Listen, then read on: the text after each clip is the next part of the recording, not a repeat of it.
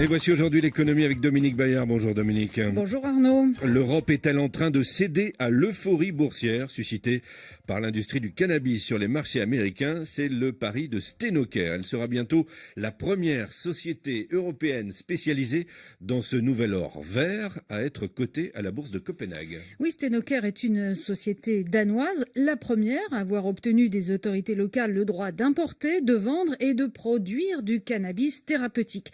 C'est d'ailleurs pour fabriquer elle-même de l'huile de cannabis qu'elle veut lever des capitaux. Le Danemark expérimente depuis le 1er janvier l'usage médical de la marijuana. Stenoker, pour le moment, importe sa matière première du Canada et elle est pressée de rompre avec cette dépendance pour contrer la concurrence de ses pionniers, car les Canadiens ont une longueur d'avance dans cette nouvelle industrie. La filière est en plein boom et la bourse en plein délire dans ce pays.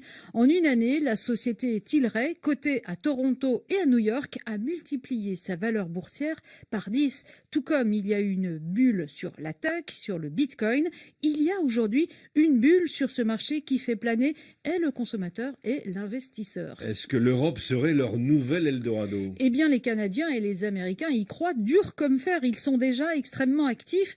La société canadienne EU Cannabis, par exemple, va bientôt faire pousser du cannabis sous serre en Grèce et elle conseille le gouvernement d'Alexis Tsipras pour organiser le marché. Une autre société canadienne spécialisée dans l'herbe bio détient une licence pour cultiver et fabriquer en Pologne. Une société américaine d'investissement a repris une entreprise bulgare pour lancer la production en Italie. Le débouché pour le moment, c'est le cannabis thérapeutique autorisé dans une dizaine de pays européens, dont la Suisse, l'Allemagne et depuis peu le Royaume-Uni. Mais ce qui excite les boursicoteurs et les investisseurs, c'est bien la perspective d'une libéralisation totale de la consommation et de la vente en Europe. Oui, et cet horizon, il paraît encore assez lointain en Europe. Oui, 3 pays seulement, les Pays-Bas, l'Espagne et la République tchèque, tolèrent la consommation et la culture pour usage strictement personnel du cannabis. Cet environnement encore donc assez restrictif va basculer dans les 10 prochaines années selon Prohibition Partners, une agence spécialisée dans ce secteur, sur le modèle de l'Uruguay et du Canada, les 2 seuls pays au monde qui ont entièrement libéralisé ce marché. Au Canada, c'est tout frais. La loi entrera en vigueur dans 1 mois. Il y a aussi plusieurs États américains qui ont pris les devants, comme le Colorado, le précurseur, la Californie. Actuellement, le marché parallèle du cannabis récréatif pèse 30 milliards d'euros sur le vieux continent. Et bien à terme, une fois tous les usages autorisés, le marché européen pourrait peser dans 10 ans 115 milliards d'euros. Et ce sont donc ces perspectives qui rendent les bourses euphoriques. Oui, les bourses et l'engagement d'acteurs historiques, celui des brasseurs et des limonadiers, amplifie la bulle.